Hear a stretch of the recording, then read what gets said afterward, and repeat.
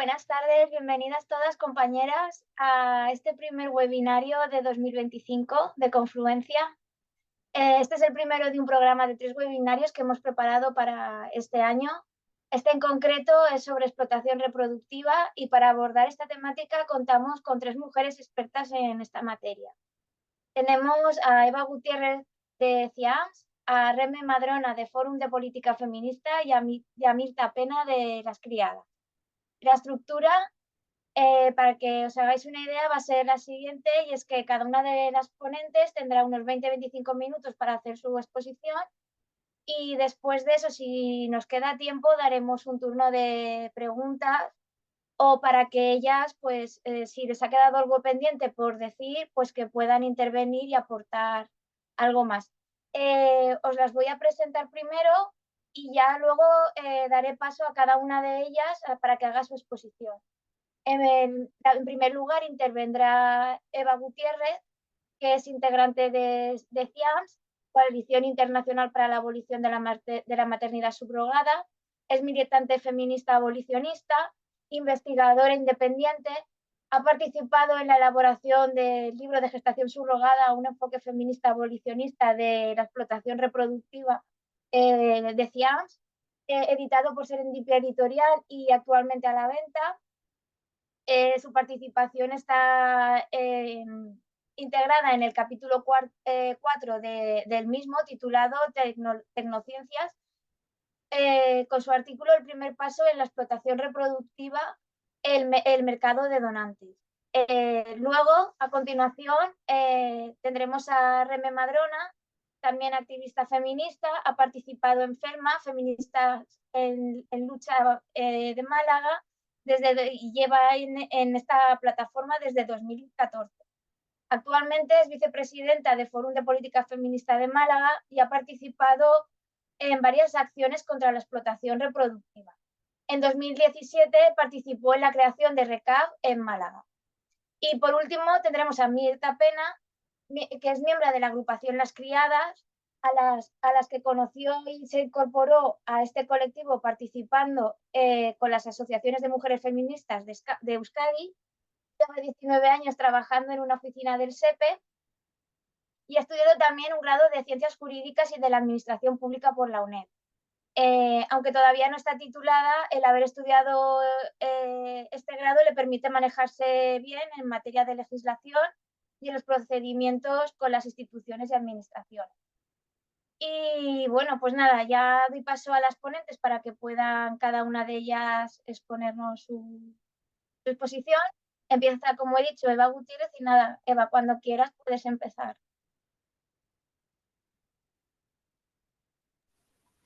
Buenas tardes, compañeras. Muchísimas gracias por la presentación, Laura, y muchísimas gracias a Confluencia Feminista por haberme invitado representando a mi organización CIAMS. La verdad que el tema que nos ocupa hoy, la promoción de la explotación reproductiva, con el comercio de óvulos tenemos un ejemplo paradigmático. Si me podéis poner la presentación, por favor. El comercio de óvulos en España, que en realidad lo llaman altruismo y donación. Y vamos a ver por qué ni es altruismo ni puede ser donación. Altruismo es procurar el bien de los demás a una costa del bien propio. Y donación significa que se da sin ningún tipo de compensación. Como vemos en España, esto es puro comercio. La cuestión es que a lo mejor para determinadas personas el precio que se paga por esta materia prima tan preciosa, porque los óvulos son una materia prima muy cotizada, en realidad es bastante bajo comparado con otros países, pero eso no quita para que al final se esté explotando a las mujeres precarias y que las que lo están haciendo realmente lo están haciendo por dinero. Siguiente, por favor. En la siguiente diapositiva vamos a ver ejemplos de la publicidad de la explotación reproductiva que se está dando ahora aquí, el comercio de óvulos. Por ejemplo, ¿has pensado alguna vez en donar óvulos? Hazte donante y ayúdanos a hacer realidad los sueños de muchas familias. El segundo anuncio es de Argentina. Es escandaloso. Piden específicamente chicas de 20 a 30 años, rubias, ojos claros y piel blanca. El tercer anuncio es de una clínica que me alucinó realmente el marketing que tiene, se llama yosoyflora.es, y gracias por ayudar a nuestros niños a nacer. Es un argumento muy utilizado por los defensores de la gestación subrogada, de que los niños que nacen de esa explotación son como bebés que están en un limbo, y entonces los papás los encargan y entonces salen del limbo y nacen, porque esos niños nunca hubieran nacido si no los hubieran comprado. Entonces te pone una foto de un bebé monísimo y te dicen que, bueno, que es que tú tienes que ayudar a que esos niños del futuro lleguen y que tú tienes que acabar con el invierno demográfico vendiendo los óvulos. Y además las ventajas te dicen, te vamos a hacer revisiones ginecológicas. Esa ventaja que dicen que te están dando, en realidad son pruebas para comprobar que tú eres un buen producto. Van a adoptar abejas y van a plantar un árbol y además te van a dar un pago por compensación. El siguiente anuncio de Fit Dona, no sé si, supongo que la clínica nos suena bastante a todas, habla de convertirte en una heroína para otras personas. Tú puedes ayudar a otras personas a cumplir su sueño. Y además te dice, según la ley 14/2006, la donación se tiene que realizar de forma anónima, voluntaria y no remunerada, aunque se contempla una compensación económica por las molestias ocasionadas por la donación. Vamos a ver, aquí ya tenemos la primera gran mentira de la publicidad de la explotación reproductiva. Si tú vas a donar, si tú te sometes a este proceso y por lo que sea tu cuerpo no responde al tratamiento o tú te arrepientes, no te van a pagar ni un euro. Aquí no te pagan por las molestias, no te pagan por el servicio. Al igual que en la gestación subrogada, si no hay producto, no hay dinero. Eso funciona así. Y además, esta publicidad demuestra que se están vulnerando la ley que regula las técnicas de reproducción humana asistida en España, al igual que está pasando con la promoción de la gestación subrogada. Y voy a citar textualmente la ley, porque según el artículo 5.3, la donación nunca tendrá carácter lucrativo o comercial. Cualquier actividad de publicidad o promoción por parte de centros autorizados que incentive la donación de células y tejidos humanos deberá respetar el carácter altruista, no pudiendo en ningún caso alentar a la donación mediante la oferta de compensaciones o beneficios económicos. La única donación por la que se paga en nuestro país es por la de gametos. Y además están vulnerando la ley promocionando una donación en los propios anuncios. Siguiente, por favor. ¿Ves? Aquí ya es IBIDONA. Hacerse donante de óvulos es un gesto solidario que compensa económicamente. Vamos a ser solidarios, pero también te vamos a pagar. Y lo vuelven a repetir en otro anuncio. Y además, no solamente eso, sino que en plena pandemia, en un periódico digital asturiano que es bastante conocido, ahí es uno de los más leídos, sale la noticia de ¿conoces los beneficios de donar óvulos? Vas a recibir una compensación. Y además te vamos a dar otros beneficios. Los otros beneficios siempre son el montón de pruebas que te hacen, el montón de revisiones y análisis que se supone que a ti te va a favorecer porque vas a tener como revisiones ginecológicas gratis, pero en realidad es para comprobar que tú eres una persona apta para poder donar. Y lo mejor de todo es lo de ISIDONA. Dice, se compensa económicamente por las molestias ocasionadas. Y luego te enganchan diciendo, ¿te pagan por donar óvulos? Es 100% anónimo, sigue leyendo. Y además afirman cosas en la propia publicidad que no sabemos de dónde han podido sacar esa conclusión. Es decir, donar óvulos no afectará a tu fertilidad. A mí me gustaría saber, a mí y a muchas mujeres que hemos estudiado este tema, de dónde se sacan estas conclusiones. Porque a día de hoy no hay estudios ni a medio ni largo plazo de los efectos secundarios de estas hormonas en las mujeres. Hay casos de mujeres que han donado 1 o 2 veces y han tenido problemas de fertilidad, han desarrollado endometriosis y han tenido un montón de problemas que en las clínicas no te están contando.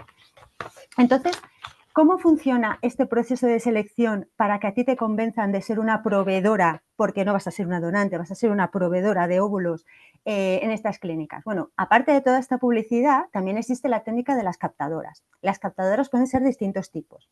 Por ejemplo, están la chica que va a donar y le dicen, que va a vender sus óvulos y le dicen, oye, si te traes una amiga, te damos un dinero. Están las chicas que trabajan, las mujeres que trabajan en las clínicas, que atienden al teléfono de aquellas mujeres que tienen dudas, que ven este anuncio y dicen, voy a llamar a la clínica a ver qué me cuentan. Esas mujeres tienen la consigna de dedicar todo el tiempo necesario a esas mujeres para convencerlas. O sea, 40, 50 minutos, da igual, la consigna que le dan sus jefes es decir, si hay una chica que llama para esto, tú, como sea, que siga hablando contigo y la convences. Están los influencers, porque en las redes sociales, en TikTok, en Instagram, en YouTube, vas a encontrar influencers de todos los países en los que es legal, por ejemplo, Panamá, Colombia, España, Estados Unidos, hablándote de que casi no tienes molestias y que es todo muy fácil y que te tratan muy bien en la clínica, pero que no lo hagas por el dinero, pero te van a pagar tanto. No lo hagas por el dinero, pero ya te estoy diciendo lo que te van a pagar. Estamos hablando de lo que se paga en España. En España se pagan una media de 1.000, 1.100 euros. 1.000, 1.100 euros es un salario mínimo. Es el alquiler, en algunos casos, de un mes. Es la matrícula de la universidad. Le está claro que si esto realmente fuera altruista, pasaría como en Francia. En Francia es altruista. En Francia no te pagan nada. Por lo tanto, no dona a nadie. Todas las francesas vienen a someterse a tratamientos comprando óvulos a nuestro país, porque es que en Francia no lo hace nadie. Siguiente, por favor. Y esto es lo que se encuentran las estudiantes universitarias de nuestro país en los aularios. Y esto pasa en todas las universidades de España. Me consta que en Cataluña y en Málaga es especialmente sangrante, porque además Cataluña y Málaga son dos de los destinos favoritos del turismo reproductivo europeo. Hay que tener en cuenta que el 40% del turismo reproductivo de nuestro continente se lo lleva a España y las mejores clientas son las francesas y las italianas, porque el fenotipo se parece muchísimo al de las mujeres que van a vender sus óvulos y además hay clínicas, por ejemplo, en Málaga, que ya te lo organizan absolutamente todo. Hotel, vuelos, traslado, el tratamiento, absolutamente todo. Hasta el punto de que hay veces que la clientela extranjera en el sur de España puede llegar hasta el 80%. En Cataluña estamos hablando de un 50-60%. Es realmente un fenómeno increíble. Pues toda esta publicidad, esto es solamente fotos de la Universidad de Oviedo. Pero vamos, esto pasa en todas las universidades y además todas dicen lo mismo. Las parejas necesitan tu ayuda, no tires tus óvulos a la basura, estás desperdiciando tus recursos, pero realmente sabemos que esto no es así. Siguiente, por favor. Estos son los datos de la Sociedad Española de Fertilidad, que es digamos, la que maneja todo este negocio. La Sociedad Española de Fertilidad es una entidad privada que se supone que está controlada por el Ministerio de Sanidad. Los últimos datos que tenemos disponibles son los de 2022, porque normalmente salen con 2 o 3 años de retraso. Tienen que recopilar los datos de todas las clínicas y entonces esto es lo que tenemos. Aquí vemos que en 2019 casi 16.000 mujeres acudieron a las clínicas para vender sus óvulos. Se cancelaron 1.355 ciclos, con lo cual seguramente 1.355 mujeres se sometieron a este tratamiento brutal que consiste en hormonarse durante 2 semanas y luego someterse a una operación quirúrgica, porque te meten en quirófano para extraerte los óvulos con una punción ovárica y te someten, y obviamente sedada. Y esas 1.355 mujeres se sometieron al tratamiento y a lo mejor su cuerpo no respondió o se arrepintieron o vieron que no podían seguir con el proceso y esas mujeres no recibieron un euro. De media, a las mujeres en España se les extrae 19,6 óvulos por punción en 2019. ¿Eso qué quiere decir? Que hay mujeres a las que se les extraen 10 y otras que se les extrae 30. Solamente de esto, en España nacieron 4.205 bebés, nacidos vivos. En 2020, en plena pandemia, increíblemente, a las mujeres el altruismo se nos volvió a despertar porque a pesar de las limitaciones de los confinamientos, de que no podías cambiar de ciudad, no podías casi ni cambiar de barrio, pero 12.000 mujeres fueron a las clínicas a vender sus óvulos. La cantidad de óvulos que se sacó por punción bajó ligeramente. Mi opinión personal es que las clínicas bajaron un poco la dosis para evitar las visitas a urgencias, que las hay. Muchas veces cuando hablamos de estos tratamientos y dicen que no tienen efectos secundarios, podríamos preguntar cuántas mujeres han tenido que ir luego por incontinencia, por torsión de ovario, por náuseas, vómitos, dolor abdominal. Son los síntomas del síndrome de hiperestimulación ovárica, que es el efecto secundario más común en la venta de óvulos. La verdad es que pueden ser bastante dolorosos y bastante graves y requerir hospitalización. Vemos que en 2021 remontó otra vez un poquito la cantidad y ahora vemos que en 2022 ha bajado un poco la cantidad de donantes, pero ha subido el número de cancelaciones. Curiosamente, también ha subido el número de óvulos por punción extraídos en España. Claro, esto cualquier persona, mismamente, hoy estaba leyendo el libro de una estadounidense que ha estado investigando sobre esto y ella considera que en España somos muy respetuosos con las mujeres, porque claro, en Estados Unidos extraen 45 óvulos por punción, 60, 80 y lo publicitan como un éxito. Son súper proveedoras, son nuestras tops. Y encima, en este mismo libro que estoy leyendo, hablaba con una agencia, se burlaba, la dueña de una agencia se burlaba de una de esas mujeres diciendo, es que es la reina del drama, pero es que, claro, la tengo que aguantar porque me da 45 óvulos en cada punción. Entonces, claro, me da mucho dinero y, bueno, es que se queja demasiado. Claro, nos podemos imaginar ya que hay mujeres que solamente ovulando una vez, a mitad del mes sientes dolores, sientes molestia y puede ser bastante molesto, nos podemos imaginar cómo puede responder tu cuerpo, los dolores o las molestias que puedes tener cuando ese proceso se multiplica por 20. Siguiente, por favor. Y aquí vemos cómo el turismo reproductivo y la tecnología salían de una manera increíble. Ovobank. Ovobank es el banco de óvulos más grande de Europa. Entonces, Ovobank ha desarrollado una aplicación que se llama Ovomatch, que escanea la cara de la paciente, de la compradora, y le busca la donante que más se le parezca a ella.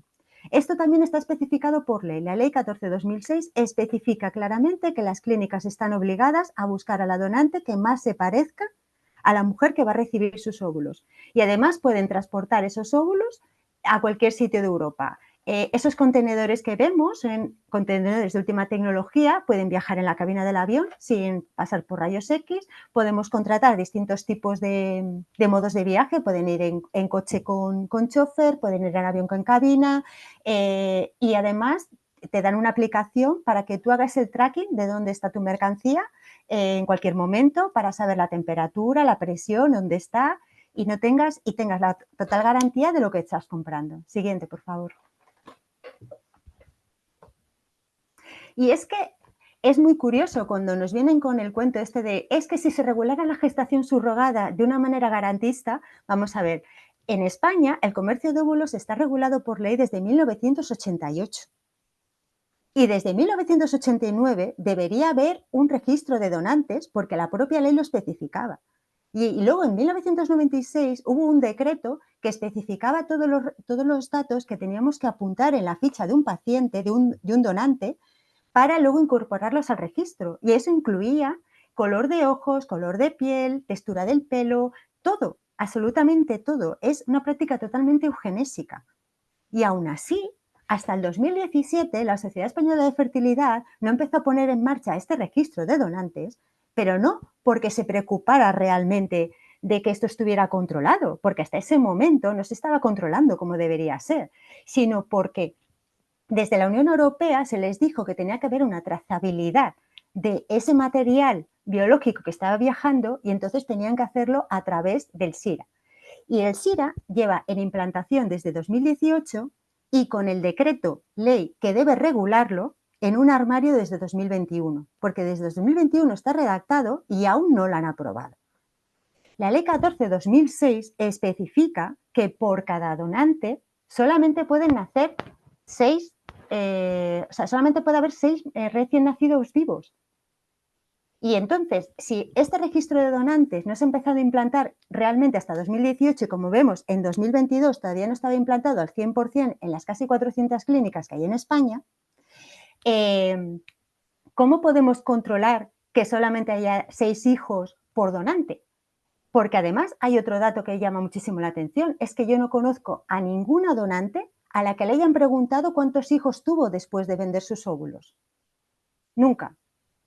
Ese registro de donantes, realmente, cuando esté regulado por decreto ley y realmente cuando sepamos a ciencia cierta que el 100% de las clínicas hace un intercambio de datos, podremos darle una fiabilidad. Obviamente, en ese sentido estamos mejor que Estados Unidos, porque Estados Unidos no tiene ni registro de donantes. Pero bueno, siguiente, por favor. Y además, ¿cómo funciona este comercio de óvulos en el resto de Europa? Porque en el resto de Europa, por ejemplo, en el resto del mundo, Por ejemplo, las ucranianas se van a vender sus óvulos a otros países porque les pagan más y porque además en Ucrania las prácticas son bastante abusivas. Respecto a la publicidad, a la promoción, llama muchísimo la atención que en Estados Unidos digan que vender tejido humano es ilegal en los Estados Unidos, que te pagan por las molestias. Te pagan por las molestias, claro. $250.000 se han pagado por una sola remesa de óvulos a una estudiante del MIT. Una universidad de prestigio. Esta mujer estaba haciéndose un doctorado ahí y era justo el tipo de donante que estaba buscando una clienta china. Esta mujer, pues las dos eran estaba buscando exactamente una mujer china, joven, con unas características físicas determinadas y además que tuviera un cociente intelectual alto. Pues ya está, $250.000. Y aún así siguen hablando de que te van a pagar por las molestias. Es alucinante. En Bélgica, por ejemplo, también dicen que te pagan por las molestias, pagan 2.000 euros. Y además, en Bélgica tampoco hay registro de donantes. En Bélgica tenemos escándalos de doctores, de un doctor en concreto que utilizó sus propios gametos para fecundar a sus pacientes y luego descubrió que tenían docenas de hijos. O sea, es algo alucinante. Siguiente, por favor.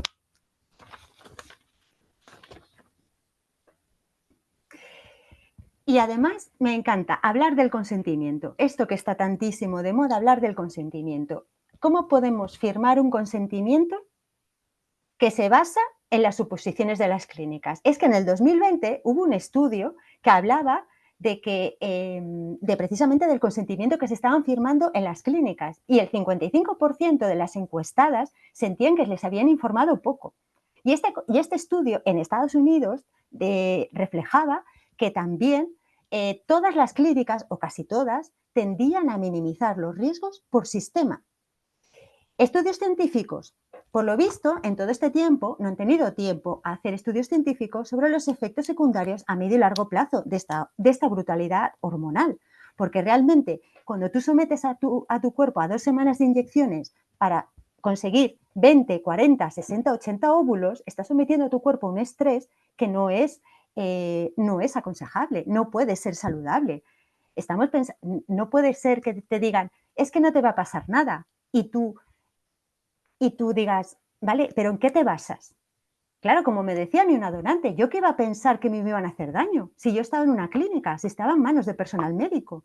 Claro, luego cuando quiso tener su segundo hijo y no se quedaba embarazada, empezó a tener problemas de fertilidad, siendo bastante joven. Pero miren, sí que hay estudios, y es la gráfica de arriba a la derecha, sobre cuántos óvulos se pueden sacar por ciclo, por extracción, sin que baje la calidad. Hicieron la prueba, de mujeres a las que les hormonaron para sacar 10, 20, 30, 40, hasta 80. Y entonces descubrieron que entre 20 y 25 se mantiene la calidad y es lo más recomendable, porque claro, cuando tú le vendes a alguien una remesa de óvulos y no consigue quedarse embarazada, obviamente el prestigio de la clínica baja. En Estados Unidos, por ejemplo, hay proveedoras de óvulos que con los embarazos exitosos les sube el caché y son muy demandadas. Y además es que la responsabilidad de las clínicas se acaba ahí. Tú has firmado un consentimiento informado, tú has firmado que tú sabías que te podían pasar algunas cosas, pero claro, es que en ese consentimiento informado no se habla de cáncer, no se habla de miomas, no se habla de bultos en el pecho, no se habla de un montón de efectos secundarios de endometriosis, que luego de hemiplegia, de hemorragias internas, de todos esos efectos secundarios que no te están contando en las clínicas. Siguiente, por favor. Y aquí vemos las cifras. Por ejemplo, en España en 2021 en Europa en 2021 teníamos una cifra de negocio de unos 1.022 millones de euros. Para el 2027 se estima que se alcancen los 2.446 solo en Europa. Solo en Europa. Ahora mismo la zona que más progresión tiene a nivel internacional es la de Asia-Pacífico. Por ejemplo, aquí vemos un anuncio donde dicen que si vas a... Esto es una clínica de, creo, no sé si es de Japón o de Corea, y en este caso, solamente para clientes asiáticos. y te dan $1000 y llevas una amiga para... O sea, tú solo como captadora serían $1000. Te dan $1000, tú llevas a una chica para que venda sus óvulos y te están pagando. Y, por ejemplo, aquí vemos lo que sería el negocio global de la donación de óvulos, que es alucinante. O sea, ¿cómo podemos pensar de mercado de donantes? Es un término perverso, es un término que se contradice en sí mismo. O sea, ¿estamos hablando de donantes o estamos hablando de proveedoras, más bien? De proveedoras, además, explotadas. Siguiente, por favor. Y realmente, esto es lo peor de todo, cuando hablamos lo que pasa detrás de la industria, porque esto es realmente importante. En el momento que las mujeres hemos tenido la palabra, en el momento que hemos podido establecer unas redes y hemos podido hablar entre nosotras y compartir nuestras experiencias, es lo más enriquecedor del mundo. Realmente, cada vez que saco este tema en redes sociales, lo hablo con otra gente, me llegan testimonios brutales. Una chica me contaba que en los 90 ya había donado por una clínica muy famosa de Valencia, cuyo nombre no voy a decir. Lo hizo una sola vez y estuvo un año fatal, con una endometriosis increíble, engordó muchísimo y en la clínica, cuando fue a quejarse de lo que le estaba pasando, porque literalmente se desplomó en la calle de dolor, no le hicieron ni caso y la trataron muy mal. Tengo el testimonio de otra amiga que me dio el privilegio de darme la entrevista.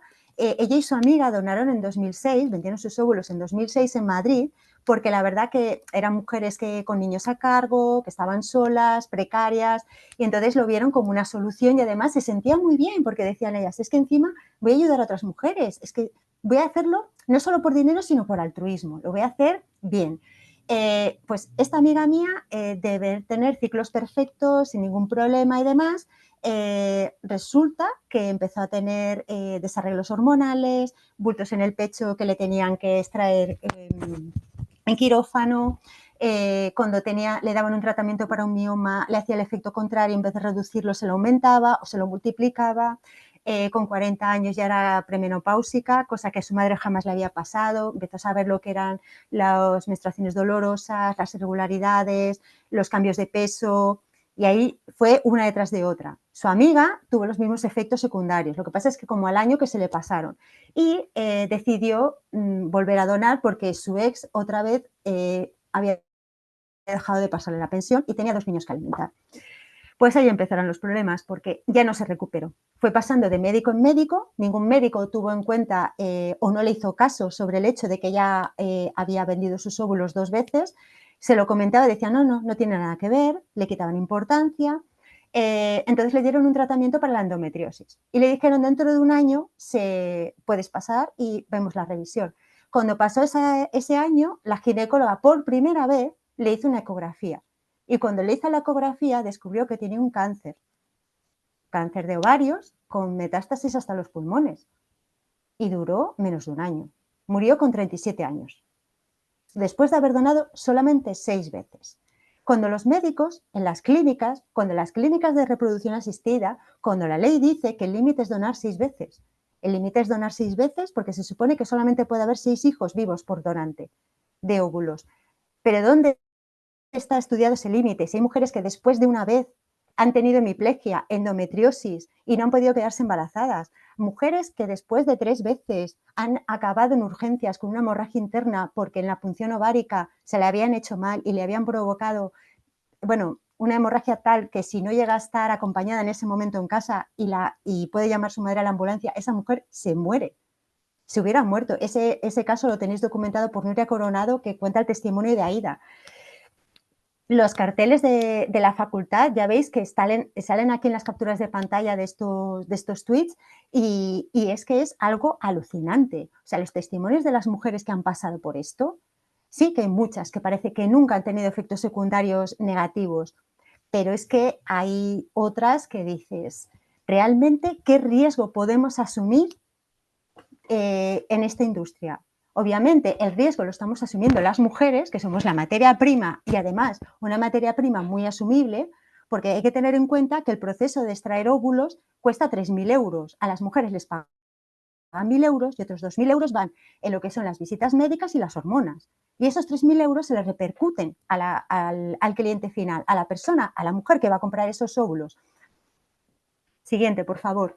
Pero es que realmente la propaganda que se está haciendo de la explotación reproductiva en nuestro país es totalmente irresponsable, porque no están haciendo estudios. Hay un estudio en España, uno, sobre los efectos secundarios a largo plazo que consistió en una entrevista telefónica a 121 mujeres preguntándoles que cómo había sido su experiencia, si animarían a otras mujeres a donar sus óvulos o si habían tenido problemas para quedarse embarazadas. Por favor, estamos hablando de entre 12 y 15.000 mujeres al año, desde 1988. Yo creo que tenemos suficiente, un grupo de población bastante grande para hacer un estudio serio y para preocuparnos de lo que está pasando con la salud de estas mujeres, para tener unos protocolos, para incluir las revisiones ginecológicas e incluso para hacer un proceso o un protocolo ginecológico solamente para estas mujeres.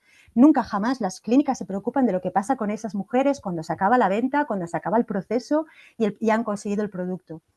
Estas dos capturas que he metido, que podéis ver ahora, estas son de hace poco y la verdad que a mí me dejaron bastante impactada. Hoy mismo he estado por la mañana en un instituto dando una charla y yo creo que esta información tenemos que ir dándosela a los chicos y sobre todo, obviamente, sobre todo a las chicas, porque luego llegan con 18 años a la universidad y se encuentran todo ese montón de carteles animándolas a cumplir sueños de otras mujeres.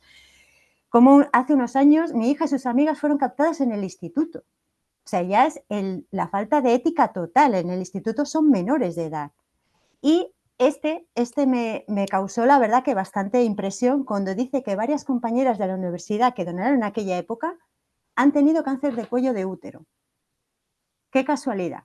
Donaron a los 19-20 y el cáncer apareció a los 26-27. Ahora rondamos los 38. En Estados Unidos se detectaron bastantes casos de mujeres jóvenes que tenían algún cáncer muy agresivo y que su única cosa en común era que habían sido todas proveedores de óvulos. Mujeres sin antecedentes familiares, sin factores de riesgo y sin que eso le hubiera pasado a sus madres o sus abuelas anteriormente. Curiosamente, todas coincidían en un único punto. Habían vendido sus óvulos porque necesitaban el dinero. Porque obviamente aquí hablamos de que una matrícula universitaria cuesta 1.000 euros, pero en Estados Unidos sabemos lo que cuesta la vida también. No olvidemos que España es la segunda potencia mundial en comercio de óvulos y solamente nos supera a Estados Unidos. Dudoso honor mientras no nos preocupemos de la salud de nuestras mujeres y especialmente de nuestras mujeres más jóvenes. Y sinceramente, no es altruismo, no es donación, esto es explotación reproductiva y esto se lo debemos a los miles y miles de mujeres que se han sometido a esto, muchas de ellas sabiendo a lo que se sometían o sospechándolo y otras no. Y hay muchas de ellas que ya no nos lo pueden contar y creo que deberíamos seguir alzando la voz por ellas. Muchas gracias. Muchas gracias, Eva. Wow. Bueno, Reme, cuando quieras, puedes empezar tú con tu presentación.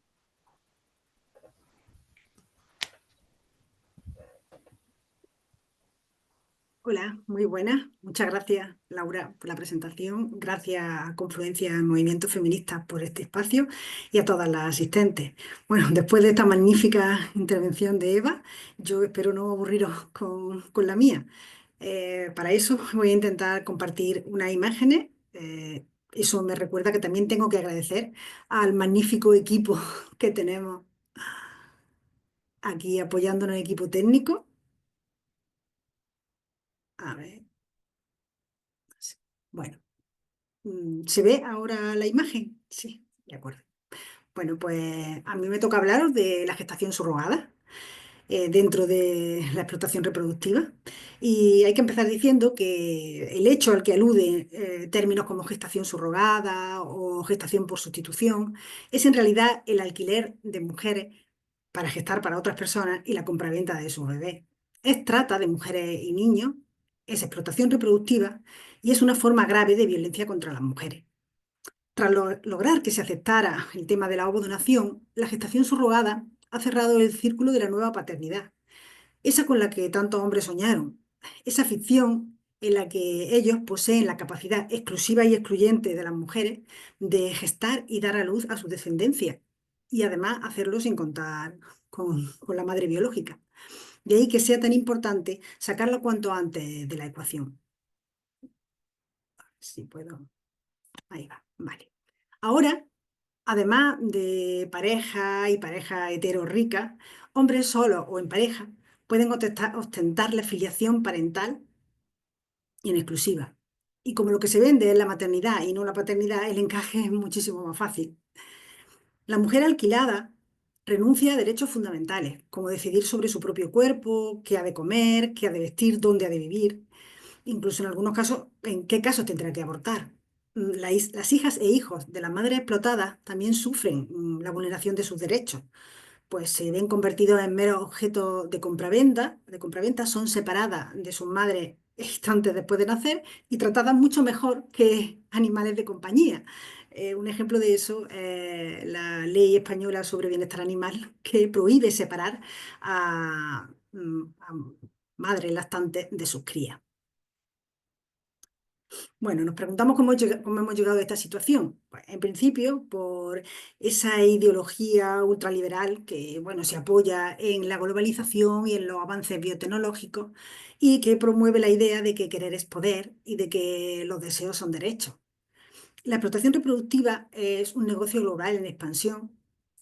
Es una industria que tiene en la mujer la materia prima inagotable que necesita. 14.000 millones de dólares en 2002 y una previsión de crecimiento del 24,5% en 10 años son los datos que maneja este informe de noviembre de 2022. Otra cuestión importante es este tema de la diversidad y la inclusión, estos mantras de nuestra época que se invocan para justificar la nula mención a palabras como mujer, madre.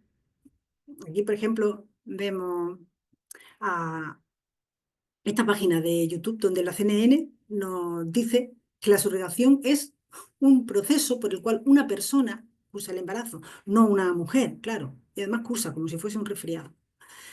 Para aceptar todo esto, en nuestras sociedades modernas, avanzadas y feministas, bueno, donde supuestamente ya no rige tan descaradamente la coerción, sino la libre elección, pues es necesario aceptar la premisa de que la mujer es solidaria por naturaleza y está dispuesta a servir a los hombres y al sistema.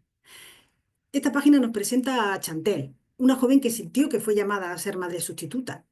Era simplemente algo que sentí que necesitaba hacer, dice ella. Claro, como si fuese algo consustancial a ella misma. Además, también existe un paralelismo con la prostitución. Ambas son explotación y trata de mujeres por su condición sexual, por ser mujeres. Ambas afectan sobre todo a mujeres sin recursos.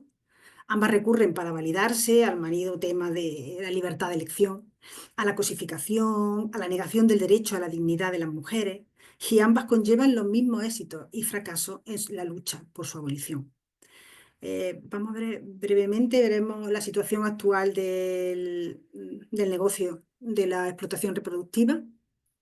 Este mapa del 2023 muestra la situación por estado y por tipo de legislación, distinguiendo entre la subrogación comercial y la altruista. Entre los países sin legislación donde se lleva a cabo la subrogación comercial, por no estar expresamente prohibida, se encuentran algunos estados de México, Colombia, Brasil, Argentina. En la Unión Europea no se practica la subrogación comercial. Sin embargo, Portugal, Grecia, Bajos, y recientemente Dinamarca han legislado a favor de la llamada subrogación altruista. Bélgica también está dando pasos para regularla. Fuera de la Unión Europea han regulado la gestación solidaria Reino Unido, Canadá, Australia, India, Sudáfrica, Cuba. Entre los países que sí regulan la práctica comercial, el principal productor en este negocio, como es lógico, es Estados Unidos, aunque no en todas sus demarcaciones. Si vemos ahora la situación actual en los organismos supranacionales, bueno, esos organismos internacionales que tienen capacidad para legislar o influir en la normativa de los países miembros, estos se han pronunciado contra la subrogación comercial y también han mostrado su preocupación por la situación legal de madres y niños. El Parlamento Europeo lo ha hecho con algunas directivas, entre ellas esta última del año pasado, de final del año pasado, sobre la trata, también UNICEF, también la relatora especial de Naciones Unidas sobre venta y explotación sexual de la infancia. Esta a través de informes, recomendaciones y especialmente uno de ellos que se llama Principios de Verona. Finalmente, la Conferencia de La Haya de Derecho Internacional Privado, mediante los trabajos de un grupo de personas expertas que tiene, que pretende plasmar o terminar redactando un protocolo de filiación de los nacidos por gestación subrogada.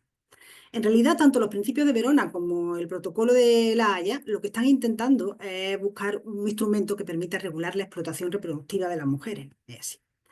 Si vemos ahora la situación en España, así un poco por encima, creo que más o menos todas sabemos que en nuestro país, según el artículo 10 de la Ley sobre técnicas de reproducción humana asistida, es nulo de pleno derecho todo contrato por el que una mujer gesta para otras personas, con o sin compensación económica. Si además hay compensación económica, el artículo 221 del Código Penal contempla castigos para todas las personas implicadas, incluyendo cuando la entrega del menor se produce en un país extranjero. A pesar de esta prohibición, el Gobierno consintió que se dictara la instrucción del 5 de octubre del 2010 de la Dirección General de Registro y del Notariado, que permite la inscripción de bebés comprados nacidos de mujeres explotadas en otros países, sin que hasta la fecha ningún gobierno haya hecho nada por derogarla. Gracias a esta instrucción, los registros civiles de los consulados de España en el extranjero han inscrito 3.112 bebés nacidos por gestación subrogada desde 2010 hasta 2023. Estas cifras pueden ser mayores porque muchos contratos de subrogación se hacen pasar por adopciones internacionales. Aquí en España tenemos que hablar también del Tribunal Supremo, que ha dictado varias sentencias en las que siempre se pronuncia a favor del interés superior del menor. Y además señala que la subrogación comercial es contraria al orden público y vulnera los derechos fundamentales reconocidos en la Constitución y en los convenios internacionales sobre derechos humanos.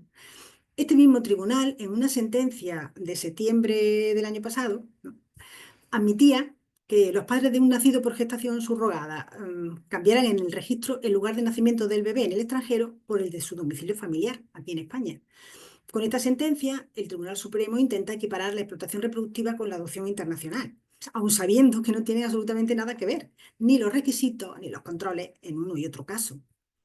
Más recientemente, ya en diciembre del 24, este mismo tribunal, en un auto cuyos argumentos parecen sacados de verdad de uno de los muchos documentos feministas que abundan en este tema, ha desestimado un recurso de casación en el que una pareja de hombres solicitaba, basándose en una sentencia extranjera, era lo que solicitaban, era el reconocimiento de esta sentencia que confirmaba su paternidad, basándose en un acuerdo de gestación por sustitución celebrado en Texas.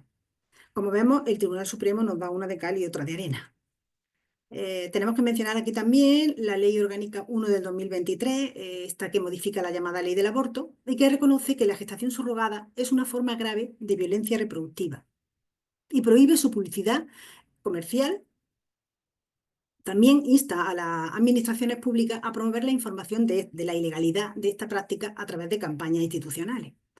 Esta misma ley incluye la modificación de la Ley General de Publicidad, que ahora declara ilícita la promoción de la gestación subrogada y además legitima a organismos como la Delegación del Gobierno para la Violencia de Género, al Instituto de las Mujeres, al Ministerio Fiscal, incluso a asociaciones de mujeres, para el ejercicio de las acciones que se prevén en la Ley de Competencia Desleal. Entre estas acciones que pueden acometer estos organismos se encuentra la de prohibición de estos actos y de rectificación de informaciones engañosas, incorrectas o falsas.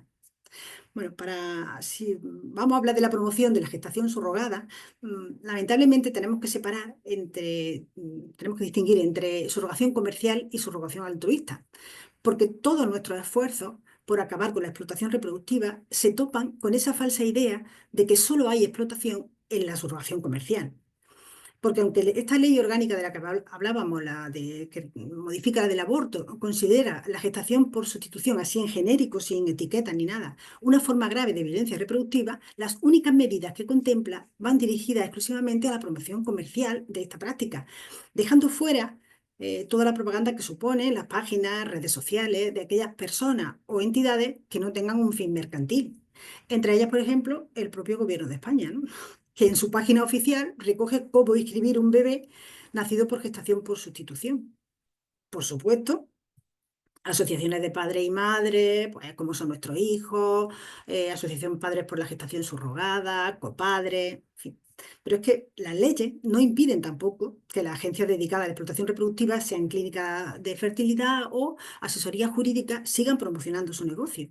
Ningún ministerio, ni el de Igualdad, ni el de Consumo, ni el de Justicia, han hecho nada. Y así de esa manera, pues si ponemos en Google gestación subrogada o vientre de alquiler, podemos ver todas las agencias que operan también en España, y solamente hay 4, pero evidentemente hay muchísimas más. Clicando en cualquiera de ellas, vemos lo que nos ofrecen, también para personas, para los españoles, de países de destino, servicios, precios, incluso la posibilidad de elegir el sexo de los niños que te vas a comprar. A finales del 2024, el Ministerio de Igualdad ha publicado un informe muy bien documentado con todas las normas que se infringen en este país cada vez que aparece alguien en un medio público con un bebé comprado, y no propone ninguna medida. Es decir, son 47 páginas, ya digo, muy bien documentadas, pero que al final acaba simplemente constatando una realidad. Más recientemente, Igualdad ha anunciado su intención de actuar contra las 8 agencias, según ellos, con sede en España. Ha redactado un informe que ha enviado al Ministerio de Justicia. Pero esto no es nada nuevo, la verdad. Ya en agosto de 2019, el Ministerio de Justicia encargó a la Fiscalía investigar las agencias que operaban en España. Y en realidad no sabemos qué ha pasado con ese informe. Lo único que nos vale a nosotras, a las feministas, es que se tomen las oportunas medidas para que ni se publiciten ni actúen estas agencias. Que veamos la misma celeridad que han tenido cuando se han cerrado medios de comunicación extranjeros como RT y Sputnik. Sabemos además, por los bien documentados trabajos de nuestras compañeras, pues Berta García, Ana Trejo, Nuria González, Nuria Coronado, que son muchas, pero muchas las agencias que operan en España. Se anuncian sin obstáculos y muestran su actividad incluso en países en guerra como Rusia o Ucrania. Esto es una reseña de GESLife con domicilio en Barcelona de hace 9 meses. Un cliente le dice: hola, tengo que agradecer al equipo de GESLife el nacimiento de nuestro hijo en Kiev. Y ellos le contestan: muchas gracias, tus palabras nos reconfortan, ya que a menudo los padres que nunca han estado en Kiev no ven el esfuerzo y el riesgo vital que corren nuestros empleados en un país en guerra. También perfectamente nos cuentan cómo trasladan a las mujeres de un país a otro, la mayoría de las veces para abaratar costes. Si ofrecemos el parto de una madre subrogada en la República Checa, Grecia, Portugal, Georgia, Chipre, llegada de los padres genéticos. O en su país de residencia, una madre subrogada viajará al lugar de residencia de los clientes para el parto. Las organizaciones pro subrogación realizan campañas, ferias y cursos universitarios sin problema. Bueno, recordamos la Subrofer del 2017 en Madrid, el primer Congreso Internacional de Mujeres y Gestación por Sustitución en Bilbao en el 2023, o más recientemente, este verano, el curso de la UNED Ávila, titulado La gestación por sustitución como técnica de reproducción humana asistida y los distintos modelos de familia. Las quejas de las feministas no han podido impedir que todos estos eventos se lleven a cabo. Cuanto más avanzamos nosotras en la lucha contra esta explotación, más virulenta se vuelve su contraofensiva. Se aprovechan de cada paso que damos, estudian nuestros argumentos e intentan desmontarlos. Un ejemplo es pues, que primero fue la subrogación tradicional, esa en la que la madre alquilada aportaba también su óvulo. Como costaba negar la maternidad de la mujer en estos procesos, y gracias a la aparición de la fecundación in vitro, presentaron lo que llaman surrogación gestacional, intentando convencer a la sociedad de que la madre biológica no es madre, es una persona altruista que dona su capacidad de gestar. Esto tenemos un ejemplo en eh, la página de Son Nuestros Hijos, en su código ético, el punto 11, dice: la mujer que dona su capacidad de gestar es la gestante del niño, no la madre del niño, de modo similar a como sucede en el resto de técnicas de reproducción asistida. El punto 12 dice: la gestación por sustitución incluye entender que el hijo o hija lo es de las madres y padres intencionales. Tienen que hacer mucho hincapié en esto, claro, pero la verdad es que nada de esto es cierto. La maternidad en estos casos, por ley, viene determinada por el parto. No se dona la capacidad de gestar como no se dona la capacidad de respirar o de digerir alimentos. La gestación y el parto no son una técnica de reproducción humana asistida. Se lleva a cabo en mujeres sanas, sin problemas de fertilidad. Bueno, esto es una condición indispensable. Y no es una cura de nada. La gestación y el parto ponen en peligro la salud e incluso la vida de la mujer, que además es sometida a una fuerte presión psicológica para que rechace el feto al mismo tiempo que debe cuidarlo y protegerlo para otro. En absoluto es esto una demanda de las mujeres, al contrario, cada vez son más las mujeres que rechazan la maternidad voluntariamente, y vamos a reclamar parir para terceras personas. Denunciamos que se explotaba a mujeres sin recursos y sus páginas se llenan de testimonios, datos de mujeres instruidas, profesionales, encantadas de haber entregado a su hijo recién parido. El 67,5% de las gestantes estadounidenses tienen un nivel de ingresos superior a la media del estado en el que residen. La fuente, por supuesto, son ellos mismos. Pero la libertad de elección de las madres sustitutas no existe. No hay libertad en la explotación reproductiva como no la hay en todas esas otras actividades deshumanizantes que, vaya casualidad, solamente eligen las personas sin recursos. Toda gestación subrogada es explotación reproductiva. Por eso debemos seguir alerta. He visto a muchas compañeras alegrarse por esa última sentencia de la que hablábamos del Tribunal Supremo del 2004, en la que rechazaba el recurso de los compradores de 2 bebés en Texas, pero esto no es una prohibición definitiva. Se seguirán inscribiendo niños comprados por la instrucción del 2010 y los padres compradores aprenderán de nuestras pequeñas victorias y se cuidarán mucho de plantear un recurso como el que se les ha denegado. En adelante no basarán su petición en el acuerdo de gestación por sustitución o no presentarán una sentencia extranjera que valide un contrato, sino que seguirán más bien las sugerencias que el propio Tribunal Supremo, al redactar su sentencia, les da de una manera indirecta. Esta es la sentencia esa de los padres compradores de Texas y ahí dice el Tribunal Supremo. Por tanto, la protección que ha de otorgarse a dichos menores ha de partir de las previsiones de las leyes y convenios aplicables en España y de la jurisprudencia que lo interpreta y aplica, tomando en consideración su situación actual, estableciendo la relación de filiación mediante la determinación de la filiación biológica paterna, la adopción, o permitiendo la integración de los menores en un núcleo familiar mediante la figura del acogimiento familiar. Estas son las ideas que ya les da el Tribunal Supremo y sabemos que si se deroga esa instrucción, pues dictarán otra, adaptándose más o menos a esto, a lo que defiende el Tribunal Supremo y también lo que defienden los organismos internacionales.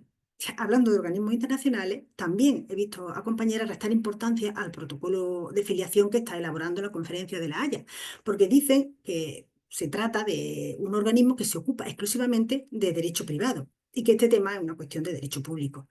Pero también lo es la adopción internacional. Y España ratificó el convenio sobre protección del niño y cooperación en materia de adopción internacional de La Haya en el año 1995. Porque una vez que un Estado se adhiere o ratifica un convenio de un ente privado, como en este caso un ente de derecho privado, la cuestión pasa a formar parte de nuestro ordenamiento jurídico. Y este protocolo, para regular la filiación de los nacidos por gestación por sustitución, puede ser aprobado aquí mismo en España sin que nos demos cuenta de lo que en realidad supone, que es la legalización de facto de la gestación subrogada en todo el mundo. Bueno, y voy terminando ya. En fin. Mientras la agencia y los profesionales médicos seguirán siempre llenándose los bolsillos porque nadie trabaja gratis y el altruismo solo concierne a la mujer, por supuesto. Los tribunales seguirán aplicando por encima de cualquier otro el principio del interés superior del menor, pero lo harán en el sentido que ya han convenido entre ellos, que es entregarlo a su progenitor genético, a su entorno familiar, aunque éste esté formado por compradores. Si se actúa levemente contra la publicidad de la agencia, cambiarán su nombre y su objeto social, como ya han hecho algunos bufetes de abogados. O eliminarán de sus redes toda la referencia a la gestación subrogada, pero seguirán operando porque vivimos en un mundo capitalista y la explotación reproductiva es un negocio demasiado cuantioso y con una materia prima barata e inagotable. En fin, frente a este panorama tampoco alentador, la única solución es organizarnos y luchar hasta conseguir la abolición de la explotación reproductiva de las mujeres. Debemos seguir la propuesta de la coalición CIAMS y exigir una convención internacional para la abolición de la gestación por sustitución y no dejarnos engañar por cantos de sirena de ningún gobierno. Por supuesto, ya para terminar, decir que por supuesto que hay que derogar la instrucción del 2010 y perseguir la publicidad y la actividad de estas agencias. Pero mientras haya países donde la gestación subrogada sea aceptada, no solo se estará permitiendo la explotación de mujeres de allí, sino también facilitando la trata de madres de otros lugares y además del tráfico de sus hijas e hijos. En fin, como en la explotación sexual, la solución es la abolición del sistema. Muchas gracias.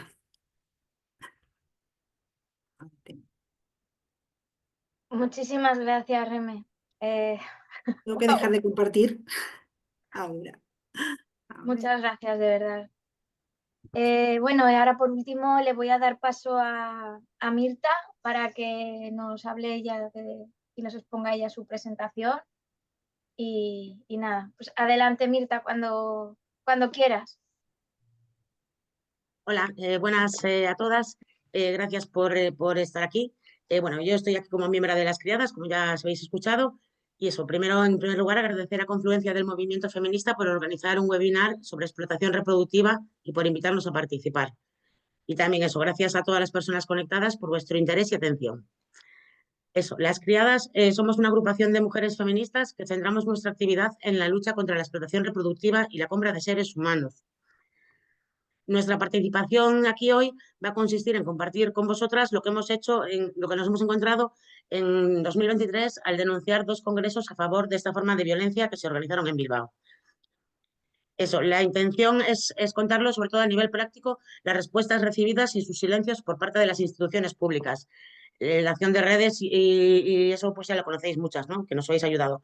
Y bueno, esperamos que sea de vuestro interés.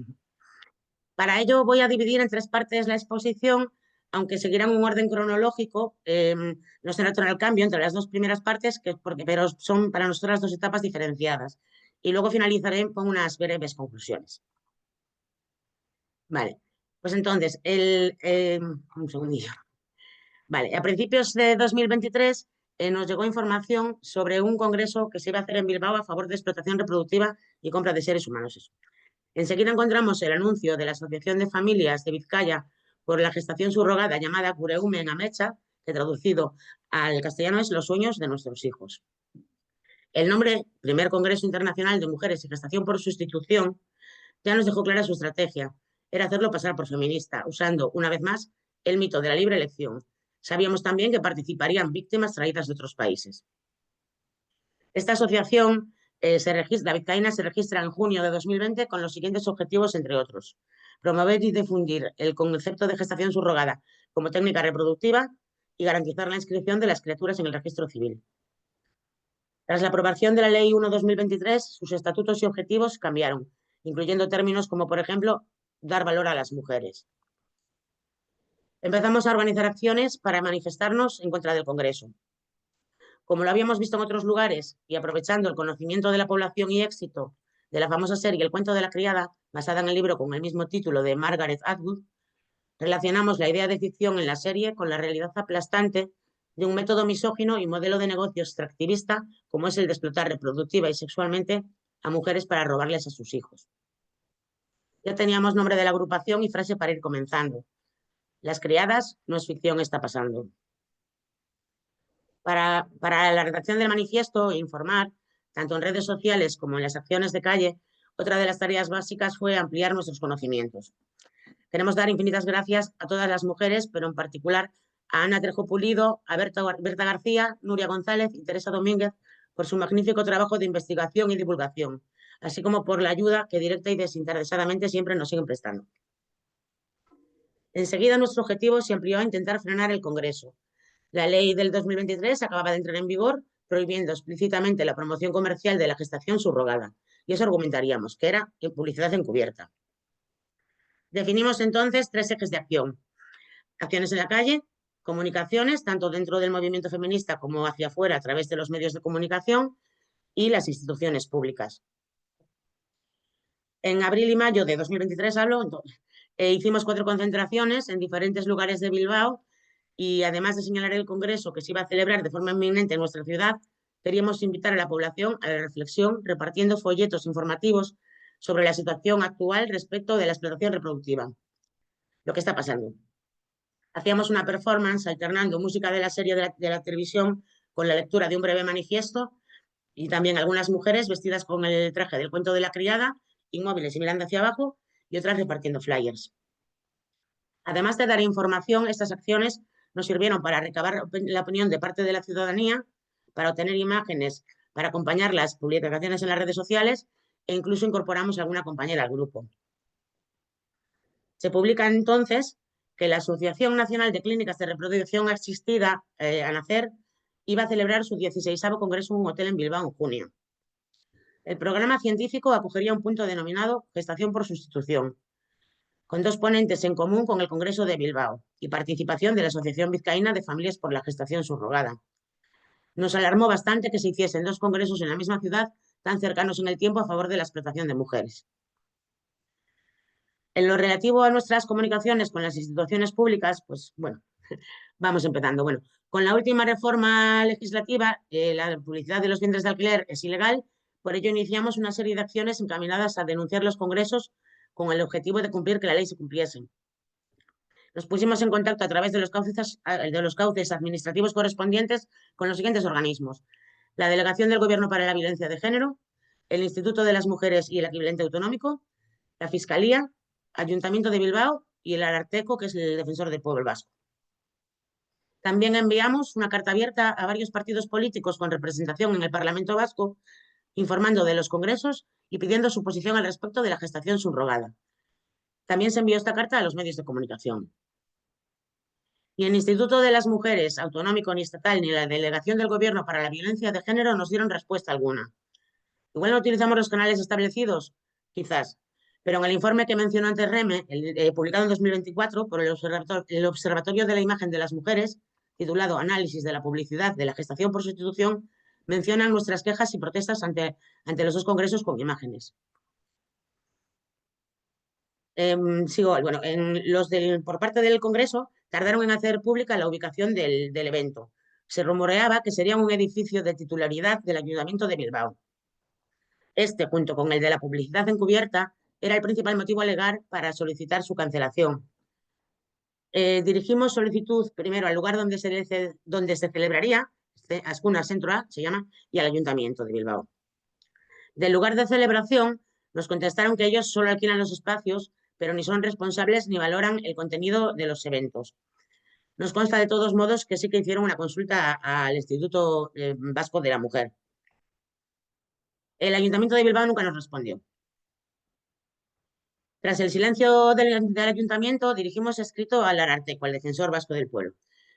Sabíamos que no tiene competencia para prohibir, pero sí podía hacer alguna recomendación al Ayuntamiento. Su respuesta nos dejó indignadas y por ello voy a exponer lo más señalado. Bueno, unos parrafillos.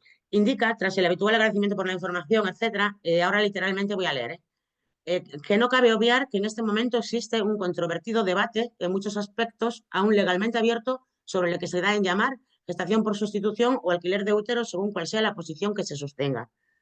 Un debate en el que existen posturas enfrentadas. Posturas enfrentadas, ahora nos define, ¿no? A las dos partes. Entre quienes defienden una regulación legal que ampare la libre voluntad de algunas mujeres para gestar bebés, cuyos progenitores serán otras personas distintas a la madre que los gestó por voluntad de ella misma, y otra parte que sostiene, por el contrario, una postura de radical interdicción y penalización de esta fórmula de filiación que se considera una forma ilícita de comercio humano y de explotación mercantil de las mujeres, como es el caso de la asociación que ustedes representan. Continúo ahora con otro párrafo final, más adelante, de la reconciliación de este señor, y ya termino. Bueno, continúa él, más adelante. El Ararteko también debe defender la importancia de que se establezcan las garantías legales requeridas para asegurar el derecho de las mujeres a disponer de sus cuerpos para los fines que ellas determinen con una voluntad libremente acreditada. ¿Será que existe ese derecho, el de disponer de nuestros cuerpos para los fines que decidamos? ¿Ha visto alguna mujer o grupos de mujeres reclamar el derecho a ser explotadas? ¿Organizan acaso ellas este congreso? No menciona ni a las familias, ni las obligaciones de las instituciones a hacer campañas informativas, ni la mercantilización que supone la maternidad subrogada. ¿De dónde ha sacado esos argumentos? También presentamos una denuncia en la Fiscalía a principios de junio, de la que nunca obtuvimos respuesta, ni siquiera de inadmisión a trámite. A finales de ese mismo mes de junio nos notifican que lo remiten a otro organismo y hasta hoy. Y bueno, pudimos presentar esta denuncia sin gastar dinero, gracias a un favor, ya que se necesita un abogado, una abogada para hacerlo. Y bueno, tampoco no lo hicimos con mucha información, presentamos nuestro escrito. Bueno, finalmente, el 16 y 17 de junio se celebra uno de los dos congresos, nos concentramos como protesta delante del hotel donde se estaba celebrando el congreso de ANACER, que es el de las clínicas de reproducción asistida. Coincidiendo con las entradas y salidas de los asistentes, sabemos que les molestó nuestra presencia porque se les notaban las caras y el segundo día del congreso modificaron su manera de entrar directamente al garaje del hotel. El congreso de julio fue finalmente organizado por 3 asociaciones de familias y Red Libre. Red Libre es un lobby del transhumanismo centrado en la reproducción. El aforo de este congreso era de 150 personas, que no nos parece mucho, y en el canal de YouTube de la Asociación Vizcaína está publicado todo el congreso. Esperaron como 6 meses para subir los vídeos. Hace unas semanas el vídeo que más reproducciones tenía era 41 y había vídeos con 18 reproducciones. Queda en evidencia que no existe esa gran demanda de debate en la sociedad. Lo que hay es mucho lobby presionando para legalizar el alquiler de vientres.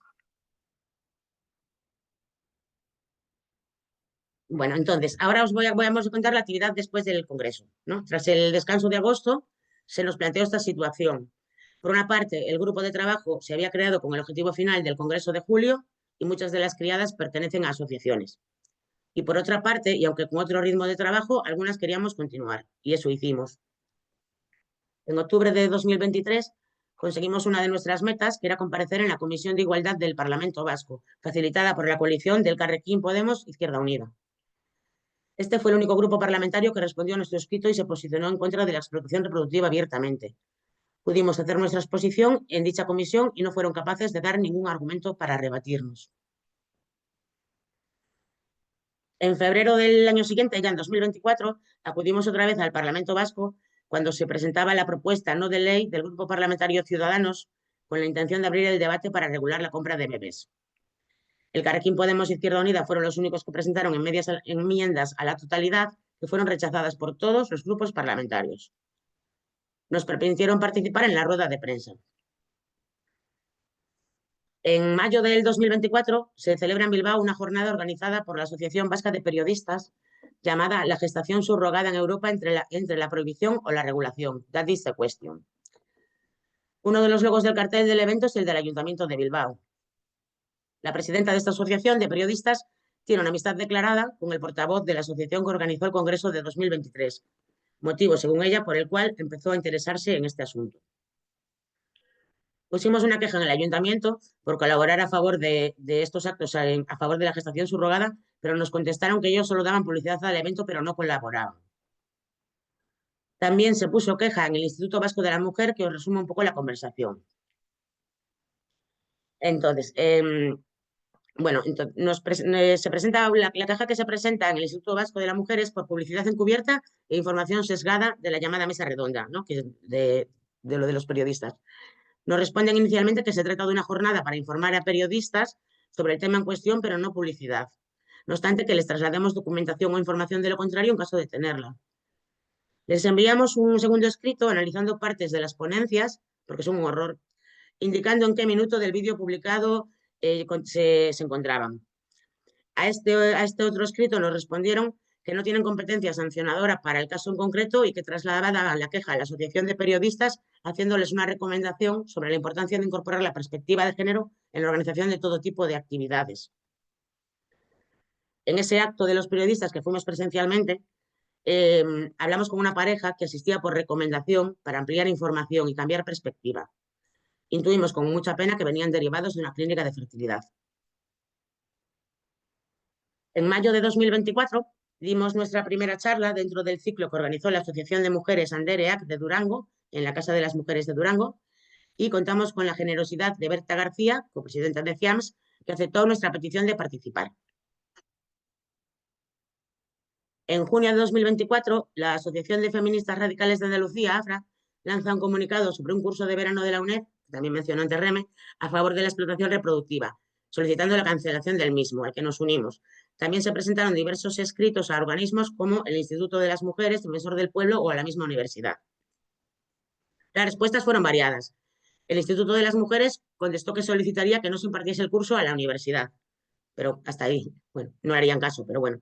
El Defensor del Pueblo dijo que no era su cometido, resaltando la libertad de cátedra y la autonomía de las universidades. Y en particular a nosotras, a las criadas, presentamos varios escritos también. En la UNED, por ejemplo, me requirieron que acreditara la representación de las criadas, lo había presentado individualmente, que no estamos constituidas legalmente, y archivaron la petición sin ofrecer continuar a nivel individual. Enseguida se quitaron la respuesta. Y la Delegación del Gobierno para la Violencia de Género no contestó. De todos modos, estos cursos de la UNED se celebran desde hace bastantes años y por la misma gente. Le han ido cambiando el nombre al paso de los años, pero bueno, que habría que ir pensando qué solicitar para el siguiente. Cancelarlos está difícil, pero bueno, que se puede solicitar no sé, que cambien, por ejemplo, lo de información objetiva, que también sale en el anunciado, ¿no? Cuando anuncian el curso. Entonces, ahora paso a las conclusiones. Eso, la legislación es insuficiente y está muy dispersa en varias leyes. Para argumentar que efectivamente está prohibido en España, es necesario llegar al Tribunal Supremo. Y lo más importante ahora, ¿por qué no se ha anulado aún la instrucción de 2010 de la Dirección General de los Registros y del Notariado? Lo que no se entiende es la última noticia de que el Instituto de las Mujeres ha enviado un informe jurídico a la Abogacía del Estado por la promoción comercial de la gestación por sustitución en páginas web y redes sociales, con el fin de poner en marcha las pertinentes acciones legales. ¿Por qué de repente se han dado cuenta de la ilegalidad de la publicidad de esas agencias y hace 2 años, cuando contactamos con las diferentes administraciones, nos ignoraron? ¿No es también una forma de publicidad encubierta hacer congresos sobre bienes de alquiler con el fin de blanquear esta práctica? ¿No era el objetivo de estos congresos lanzar un mensaje de normalidad para que las familias se decidieran a acudir a una de estas agencias, siendo esta una práctica ilegal? ¿No era también un objetivo de esos congresos hacer captación de mujeres para donación o ser ellas mismas vientres de alquiler? ¿Y por qué no se hacen campañas de prevención advirtiendo de la ilegalidad de estas conductas y de la nulidad de estos contratos, como marca la ley? Nos gustaría saber qué responderían desde el Instituto de las Mujeres a estas preguntas y cómo argumentarían que la finalidad de estos congresos no fue aumentar el beneficio económico de estas agencias. Además, hay relación entre asociaciones y lobbies. Es difícil de encontrarla, pero la hay, de denunciarla. Y bueno, al final, la combinación de nuestras protestas al menos han conseguido que los congresos de técnicas de reproducción asistida de ANACER de 2024 no fueran en el centro de una ciudad, sino en las afueras, y que no figurara en el programa el punto de los vientres de alquiler. El de 2025 tampoco lo incluye. Y bueno, ya para finalizar, quería comentar que aunque en 2023 nos pareciera que nuestras acciones no conseguían resultados, ahora, tras el paso de los meses y analizándolo con más calma, hemos visto que sí. También aprendimos la importancia que tiene conseguir unir fuerzas entre diferentes organizaciones. No somos vasijas. Gracias. Muchas gracias, Mirta. Te digo lo mismo que a las otras compañeras, muy interesante todo lo que has compartido.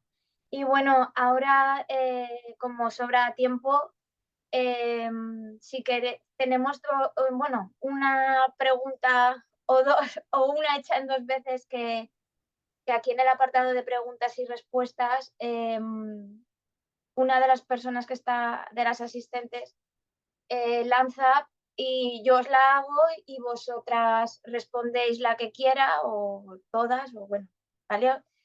Es de Gregorio Segovia y bueno, él lanza una pregunta, pero luego dice otra cosa, os lo leo todo y ya respondéis. ¿Qué opinión os merece el anuncio de una futura derogación de la instrucción de 2010 y la redacción de una nueva? Y luego continúa y dice, acabo de recibir una notificación de la Fiscalía en respuesta a la solicitud que se hizo para que instara las acciones jurídicas contra las empresas que promocionan comercialmente la gestación subrogada. En la notificación se dice que se ha trasladado el asunto a la Fiscalía de la Sección Civil de la Fiscalía del Tribunal Supremo. Pilar Martín Nájera. ¿Pensáis que esto es un paso significativo o que no tendrá trascendencia? Nada, contestad la que queráis o... Bueno, Más yo, preguntas. por ejemplo, vale. Bueno, sí, la verdad es que derogar la instrucción del 2010 y acabar con la publicidad de esta agencia es fundamental, claro, es un paso significativo, por supuesto. Pero, como he dicho antes, yo creo que eso tiene trampa. Derogar esa instrucción va a llevar a redactar otra u otro instrumento jurídico que permita seguir escribiendo. Porque, ya digo, son acuerdos internacionales, hay países a los que se les ha obligado a inscribir a los niños, porque evidentemente, aunque sus padres sean unos compradores, pues al final hay que acabar inscribiéndolos. Ya, no se les puede aplicar como en otros países, bueno, recientemente Italia, y es la verdad que es una pena que haya partido de un gobierno como el de Meloni, pero efectivamente parece ser que con un solo artículo que tiene la nueva ley, que modifica la anterior del 2004, donde ya se prohibía la gestación subrogada, parece ser que van a conseguir perseguir a los compradores fuera de su país. También eso habrá que verlo, ¿eh? Porque se topan también con el derecho de otros estados. Es que ese es el problema. Que seguimos viendo que eso no es exactamente una compraventa de una criatura, cuando en realidad sí que lo es. Así que sí, derogar la instrucción es un paso adelante. Acabar con la promoción de las agencias también, por supuesto. Y además, si como Gregorio y como hemos hecho muchas, no paramos de lanzar protestas y de lanzar mensajes, correos y todo a las administraciones, algún resultado dan, algo hacen. ¿Qué va a ser después? Pues vamos a ver, ya digo, hace unos años ya, en el 2019 ya instaron al Ministerio Fiscal para que siguiera o para que estudiara las acciones que llevaban a cabo estas agencias. ¿Y en qué quedó eso? Es verdad que era una época convulsa de gobierno, pero bueno, van pasando los años, va pasando el tiempo, son miles los niños que se compran en el extranjero sin ningún pudor, porque en otros países, ya digo, lo cuelan como gestación altruista, que es falso, ¿no? Pero en Estados Unidos directamente se compran y se admite, aunque esté prohibido en nuestro Código Penal. Es que es muy fuerte, es muy fuerte. ¿Alguna aportación más, Mirta o Eva, respecto a esta pregunta? Bueno, No. entonces pasamos a la siguiente. Enar pregunta a Eva de si puedes hablar de Fertilo y sus consecuencias. Gracias. Entiendo o sea, fertilidad o... No sé, pone... Enar dice, Eva, ¿puedes hablar de Fertilo y sus consecuencias? No sé si Fertilo es algún... No, no ha dicho nada más, no solo ha lanzado esa pregunta. No sé si tú Entiendo sabes. que supongo que será el tratamiento hormonal al que se someten las donantes de óvulos. Pues no lo sé, pero bueno. Bueno, es que usa Fertilo con mayúscula, entonces entiendo que es algún programa, algún centro, no sé si Enar, si sigue conectada y puede comentar algo más para completarte más la pregunta. Vale, me llamaba mucho la atención antes lo que dijo Reme, que bueno, que ya se había hablado estos días, que había hablado estos días con Berta, de que se va a legalizar la gestación subrogada altruista en Dinamarca. En Dinamarca está prohibida la donación de óvulos, a no ser que sean los óvulos que te sobran a ti de tu propio tratamiento de fertilidad. Y está prohibida porque se considera un proceso peligroso para la donante. Y ahora quieren legalizar la gestación subrogada altruista. Es que me tengo que reír por no llorar, de verdad. Ya, es que no es eso. Luego tenemos de Cecilia Mondragón otra pregunta que dice, ¿hay algún sitio web? Esta es para Mirta. ¿Hay algún sitio web en donde documenten sus acciones? O sea, donde las criadas documentéis vuestras acciones. Pues no tenemos ningún sitio web. En su día sí que fuimos subiendo, sobre todo eso, para los congresos en Twitter, pero no tenemos ningún blog ni web, no hemos sido las suficientes como para poder alimentarlo. De todos modos, si alguna asociación o, bueno, alguna persona tiene interés por alguno de los procedimientos que le ampliemos un poco más los argumentos que nos dieron, pues si nos contactan no tenemos ningún problema en comentarles algo más. Uh-huh. Sí, bueno, yo, por ejemplo, sigo en Twitter, entonces supongo que, bueno, X, supongo que ahí es un buen sitio donde seguir vuestras acciones. Sí, lo que hemos hecho, igual sí, yo creo que casi todo. Ahora estamos menos activas, pero sí que hemos ido publicando todo. De todos modos, si alguien eso lo necesita, pues que nos escriba por correo y nos ponemos en contacto, les lo contestamos. Vale. Pues ahora, a ver, creo que ahora... bueno, a ver, un momento. Que Marisa está aportando en el chat que dice, el Fertilo utiliza células ováricas jóvenes diseñadas en el laboratorio para madurar los óvulos inmaduros. Entonces, no sé si sabes algo de esto.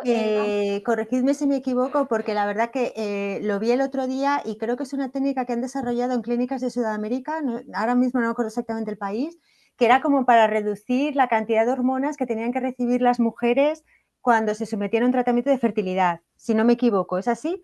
Digo, porque a ver si voy a estar hablando de otra cosa. Pues no sé si Enar, igual que es quien ha lanzado la pregunta, A mí y me parece luego Marisa, que ha contestado, si tienen sí, más información. creo que se trata de esto, pero en este caso me llama poderosamente la atención cómo nos preocupamos de la medicación que reciben los clientes y cómo no nos preocupamos de la medicación que reciben las proveedoras. Porque obviamente a mí, por ejemplo, la simbología de las criadas me encanta y me aterra, porque parece que vamos hacia esa distopía. Estamos yendo hacia una distopía en la que va a haber dos clases reproductivas, que va a haber una clase proveedora y va a haber una clase que adquiere.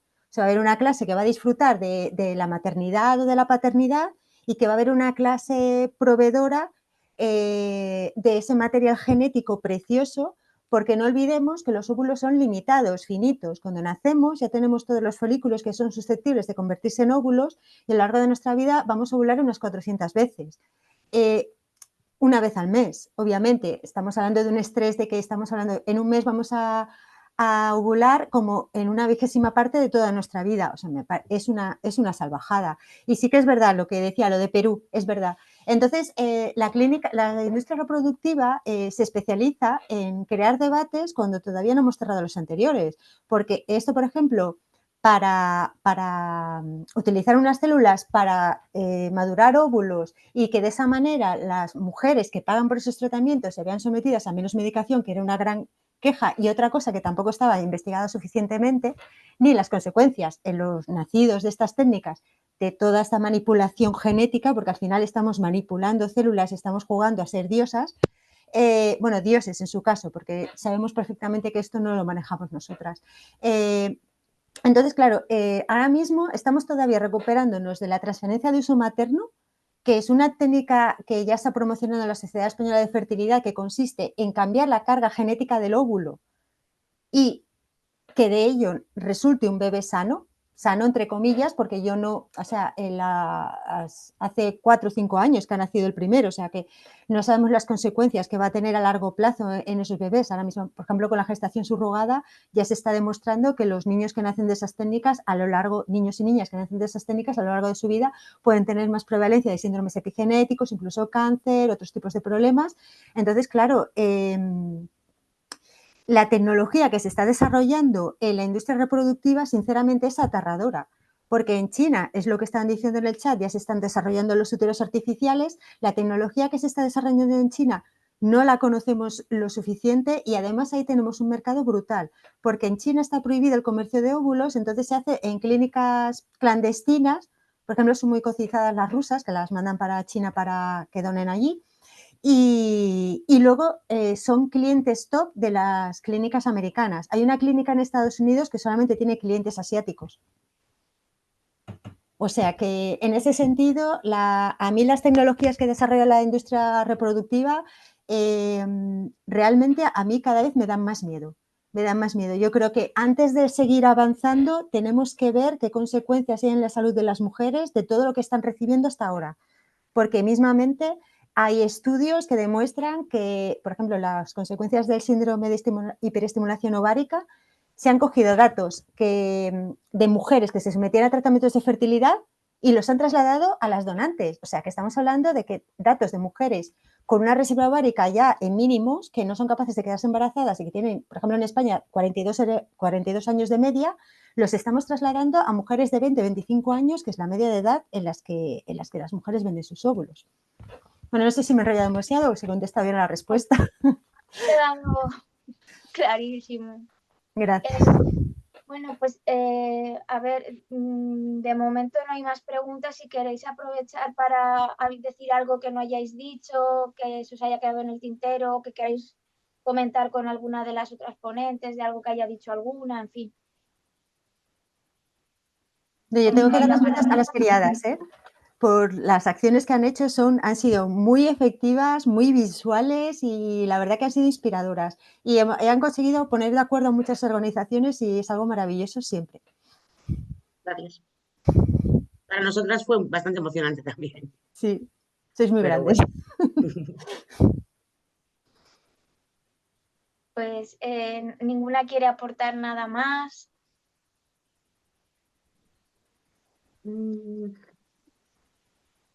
Había un comentario de tenemos que exigir que se cumpla la ley 2006 de reproducción asistida, sí. Y precisamente comentaban que me decían, no sé, la ley 2006 es buenísima, es muy buena, a nivel europeo digo, sí, estaría genial si se cumpliera. Pero bueno, ya sabemos, echa la ley, echa la trampa, así que ahí. Creo que va a haber una pregunta más. Cecilia Mondragón dice, pregunta para todas. Adelante, Cecilia, y pregunta. ¿Qué se puede hacer desde el marco legal? Actual, supongo que se refiere, Cecilia. Contestar la que queráis.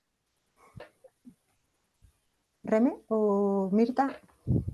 Bueno, pues ya lo hemos dicho, desde el marco legal, prohibir la promoción de la explotación reproductiva y instar bueno, instar desde eso sería desde el marco legal. El gobierno tiene que tomar esa decisión de impulsar en la Unión Europea pues una convención, un acuerdo para prohibir la gestación subrogada, para prohibir la explotación reproductiva. En todos los niveles, que no es solamente la gestación subrogada, es también la mal llamada ovodonación, porque como bien ha explicado Eva, no se dona, se vende. Se vende la mujer por parte. Y eso además es algo que estamos viendo que va avanzando por eso, porque como hay cada vez más avances tecnológicos y las personas que tienen dinero se lo pueden permitir, pues ya está, lo pagan, el negocio es redondo y en este sistema no podemos no se pueden permitir dejar pasar algo que es tan barato, que tienen tanto acceso, porque hay tantas mujeres desesperadas para salir adelante y venden su óvulo, venden lo que sea. En fin, Claro. un sitio en un país además donde no está prohibida la venta de órganos, donde cada uno piensa en quién vendiera.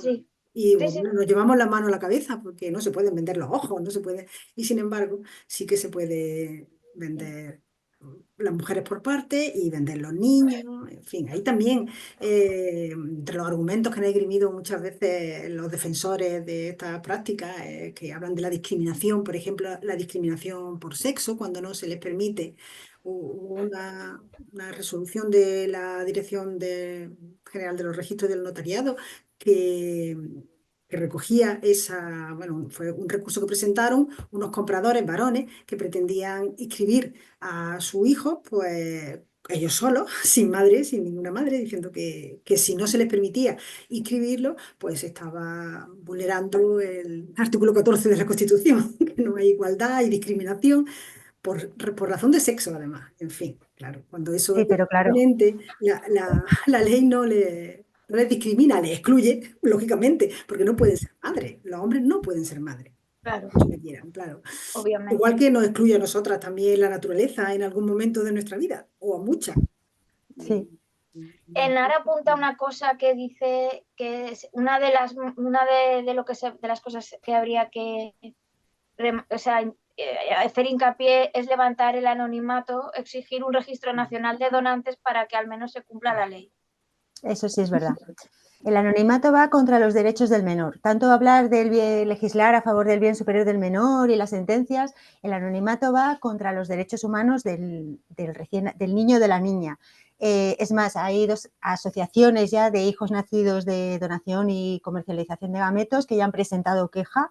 En el 30 aniversario de la Convención Internacional de los Derechos de la Infancia presentaron queja a dos asociaciones, una de Bélgica, Donorkinderen y Spenderkinder de Alemania, porque se había vulnerado su derecho a la identidad, que es un derecho además que consiguieron las abuelas de la Plaza de Mayo, el derecho argentino, como lo llaman, y el derecho a tener una familia, a tener unas relaciones familiares y además el derecho a no ser objeto de contrato o de trata. Y habían sido objeto de comercialización desde antes de nacer. Pero es que ya hay asociaciones de este estilo en todas partes del mundo. Por ejemplo, en Estados Unidos, Donor Concept US presentó una queja porque en la Feria Nacional de la Industria Reproductiva de Estados Unidos, que nos podemos imaginar lo que es, eso tiene que ser un muestro financiero increíble, y eso que, bueno, que Estados Unidos no factura tanto como Europa, pero bueno, sí, factura bastante. Y hicieron una ponencia sobre los hijos de donación y es que no invitaron a ninguno. Y presentaron una queja diciendo que nosotros queremos hablar, hablando de cómo eran los niños, qué tal, y cómo se desarrollaban Y es que es algo alucinante, o sea, es el derecho total de saber quién eres. Claro. Y es más, eso está ya tipificado, o sea, está especificado, está estudiado, se llama desconcierto genealógico y se nos escapa por todos los medios cómo es posible que España firme convenios como el de adopción internacional, que además la adopción ya es algo que ya tiene muy estandarizado, como le tienes que explicar a tus hijos o tus hijas de dónde vienen, por cómo ha sido el proceso y demás. Y, sin embargo, en el caso de la donación de gametos es que ni se contempla. Es más, el 60% de los progenitores ni se plantean decírselo a sus hijos. Sí, correcto. En ARPRE, una cosa que igual tú eso sabes, Seba, porque, bueno, creo que lo has comentado en tu presentación, que se capta también en clínicas de estética y en las redes sociales, además de las universidades, institutos incluso que has llegado a mencionar.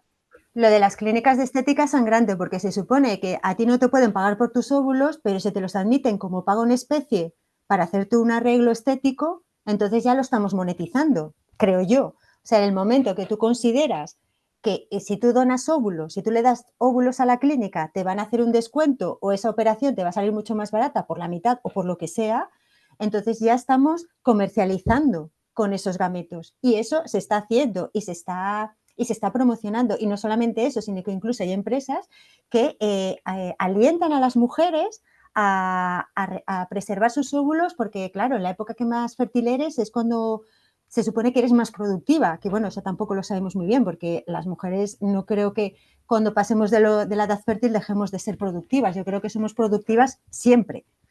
Es así, o sea, bueno, los hombres y las mujeres, no creo que la edad fértil tenga mucho que ver en que tú seas más productivo o menos productiva en tu trabajo. El hecho de que las propias clínicas, de las propias empresas estén animando a esto, también es bastante curioso. Por ejemplo, había una empresa, Google, era una de las primeras que animaba a sus empleadas a que guardaran sus óvulos para más adelante, cuando ya estuvieran más establecidas en el trabajo y demás, y ya lo tuvieran todo ya más consolidado, pues entonces sacabas tus óvulos y te quedas embarazada. Curiosamente, Google ya había invertido en la industria. O sea, no dan puntadas sin hilo. Y en las redes sociales, obviamente, las redes sociales en todas. Yo he visto anuncios de TikTok, de Instagram, es más, cuando me pongo a buscar capturas, luego estoy constantemente recibiendo información, recibiendo anuncios y anuncios. Es más, he visto un anuncio de un programa que es que si pagas 12.500 euros y tienes menos de 50 años, te garantizan quedarte embarazada sin límite de óvulos. Y si no, te devuelven el dinero. Yo también tengo un montón de publicidad de buscar, claro, de buscar los vídeos de ellos, ¿no? Para preparar un poquillo, vamos, tengo ahora las cookies, todo, bueno, eso. Pero los primeros 5 anuncios de YouTube que me salen ahora mismo, los 5 primeros son de clínicas de diferentes empresas de agencias, vamos, sí, porque es lo que estuve buscando, claro. Bueno, pasa un poco como lo que se dice con la pornografía, que no hace falta que la busques, ella te encuentra. Vaya. Y me parece súper importante lo que comenta Reme del convenio de la Haya, que lo tenemos ahí y tal, y no lo han podido sacar adelante porque todavía se encuentran ante el obstáculo de que hay muchos países que todavía la prohíben. Pero que vamos, que están dando todos los pasos y lo sabemos, que están dando todos los pasos para intentar legalizar esto a nivel global. Eso y el proyecto de reglamento que quieren hacer en la Unión Europea de registro civil único, ¿no? Creo que es. No sabemos muy bien cómo va a quedar, pero un reglamento es la máxima norma, ¿no? En la Unión Europea, es bastante. Porque ya hay webinars de Berta y yo asistimos a uno, Berta García y yo asistimos a un webinar online en el que hablaban a nivel de la Sociedad Europea de Fertilidad y estaban hablando de ya empezar a considerar la paternidad como un derecho. O sea, el ser padre como un derecho. Entonces, ya si pasamos a considerar la paternidad a la maternidad como un derecho, entonces ya tenemos una cobertura legal para legalizar todas las herramientas a pesar de que exploten a mujeres y a menores y a pesar de que usurpen y vulneren sus derechos humanos. Sí. Es verdad, en muchos países, o en algunos países de estos que han regulado la llamada gestación altruista, la subrogación altruista, también defienden eso, el derecho a ser padre, el derecho, confunden el derecho a tener una familia, que todo el mundo tiene derecho a tener una familia, o formar una familia, con el posible hipotético derecho a ser padre o madre que no existe. No existe derecho a ser hijo. Si te quedas sin padre o madre porque se muere, no puedes andar por ahí reclamando a otro porque, porque te has quedado Claro, huérfano. En fin, es lo mismo que eso de la discriminación o de andar pidiendo que se haga, que se acepte en un estado como el nuestro, donde es ilegal, se acepte las consecuencias de un acto ilegal, aunque se haya realizado en el extranjero. Vamos, es como si ahora, no sé, los hombres pretendieran que se admitiera su matrimonio, pues, con varias mujeres. La poliginia aquí no está tolerada, es ilegal. Entonces, no puedes venir aquí con 4 o 5 mujeres y pretender que se te reconozcan todos tus matrimonios en español, que se casen en el extranjero 5 o 6 veces, en fin, pero bueno, o con una niña de 9 años. o con una niña, exactamente, o con un niño de 9 años, Me fui a Irak y me casé, me tenéis que legalizar el claro, porque matrimonio. allí es legal. Claro. Pues, La verdad es que es un sinsentido, pero ahora mismo es lo que tenemos y por eso tenemos que seguir peleando por esa convención, por ese acuerdo internacional. Intentar, vamos, parar lo que lleva la Haya adelante, porque es que eso es un protocolo y el protocolo va a salir. Es decir, el protocolo de filiación de menores va a salir. Va a Ellos salir. no pretenden, es un protocolo separado para los nacidos por gestación, por sustitución, como lo llaman, y en realidad es eso, es legalizar la compraventa de menores. Claro. En fin. Y la trata, porque esos niños se mueven de un país a otro igual que sí, las de hecho, madres. bueno, lo que escuché, bueno, a Berta sobre todo, se contradice con otra resolución de la Haya anterior, Sí, lo que quieren, lo que están aprobando, ¿no? Bueno, lo aprobarán las dos cosas a la vez, como la ley trans y la ley de igualdad del 2007. Sí. El otro día, una mujer de aquí que hubo una presentación de un libro que, bueno, dice que es debate, pero es a favor de la gestación subrogada, aquí cerca de Bilbao, le preguntó si desde el feminismo se puede, porque claro, se presentan como feministas, si desde el feminismo se podía defender una postura y la contraria. Y bueno, no le contestó, se le fue por... Claro. Pero la demás gente que estaba allí le entendió. Le dijimos, te entendimos. Pero le leía y se le dijo, y todo esto es a favor del trabajo del hogar. Y él dijo, pero bueno, que esto que tiene, ¿sabes? Pero Ya. es que es verdad, no. Y lo intentan mostrar así. Nosotros lo del Arteco, o sea, no sé, nuestra conclusión es que tiene, alguien conoce a alguien o le pasaron los argumentos, porque no es normal. Una cosa es que te contesten que no les compete por la libertad de expresión ¿no? O por otro motivo, pero que nos hablen de un derecho a explotarnos y las dos posturas como si fueran iguales, como si una no estuviese prohibida, y ayudándoles a hacer la ficción de que hay mucha demanda. No la hay, son pocos. Cada vez son más porque hay más infertilidad y se está extendiendo, pero no hay mucha gente. O sea, ya vemos el interés que tiene el Congreso. Poco más que nos entramos nosotras. La charla que fuimos de la Asociación de Periodistas, eh, que fuimos bastantes, la verdad, éramos, a ver, no la mitad de las que estábamos allí, pero no había mucha gente interesada de fuera. Se notaba que eran los amigos de los que organizaban, 3 o 4 chicos o 6, que parecían toda la pinta de que eran de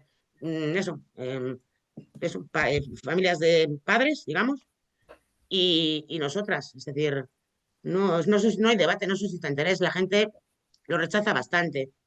Empiezan a cambiar un poco la opinión cuando conocen a alguien porque, claro, tú conoces a alguien y no lo vas a relacionar directamente con la compra de personas, ¿no? Entonces, a partir de ahí empieza su auto imaginario, pero son bastantes pocas las personas que están a favor, así que lo declaren por lo menos.